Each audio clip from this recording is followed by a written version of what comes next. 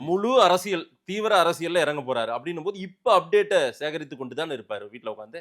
அதை பண்ணிட்டு இருப்பாரா இல்லையா? இல்ல நான் திருப்பி நீங்க கேட்ட கேள்விக்கு கூட இன்னொரு கேள்வி நான் போடுறேன். ஆ.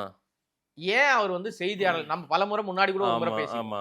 செய்தியாளர்களை சந்திப்பதில் உங்களுக்கு என்ன தயக்கம்ன்ற கேள்விக்கு இதுவரைக்கும் விடை இல்லை சார். ம். நீங்க வந்து பிரதமர் மோடி சந்திக்கலன்னு ஒரு காரணம் சொல்லிட்டு திரியுறாங்க. அந்த அவங்களுடைய ரசிகர் கூட்டம் எல்லாம் ஆமா. தொண்டர்கள் கிடையாது. திரும்பி திரும்பி சொல்றேன் நான். ரசிகர் கூட்டம் சொல்லுது அவர் பிரதமரை நாட்டை ஆளுகிறவர் என் பத்திரிகையாளர் சந்திச்சாரான்னு. ம். நான் என்ன கேட்க வரேன்னா ஈஸி ஆக்சஸ் ஃபர்ஸ்ட் பாயிண்ட் மக்களை ஈஸியா சந்திக்கிற ஒரு விஷயம்.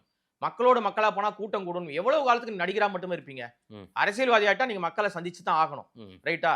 இன்னொரு விஷயம் பத்திரிகையாளர் கேள்விகளுக்கு எதிர்கொள்ளுகிற அந்த விஷயம் இருக்குல்ல சார், உங்களை வந்து மிஞ்சி போனா என்னத்துக்கு பயப்படுறாருன்னா ஓப்பனா சொல்லணும்னா எங்கேயாவது பர்சனலான கேள்விகள் வந்துருமோ, அதுக்கு நம்ம ஏதாவது ஒன்று சொல்லிடுவோமோ, அதனால தேவையில்லாத சங்கடங்கள் வந்துருமோன்னு பயப்படுறாரோன்னு ஒரு சாரார் பேசுறாங்க. ம்ஹும்.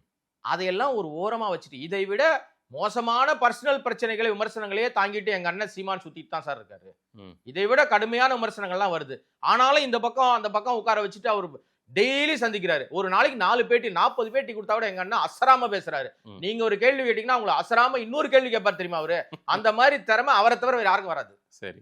அப்ப நீங்க நான் என்ன திரும்பி கேட்கிறேன், நீங்க வாங்க. இல்ல முதல்ல அதுக்கெல்லாம் மீடியாவை தயாரா சந்தி- இல்லையா? இல்ல அவரு தயாரா இல்ல. அதுதான் பிரச்சனையே. இல்ல சார், மீடியாவை எதிர்கொள்ளும் விதத்துல இல்ல.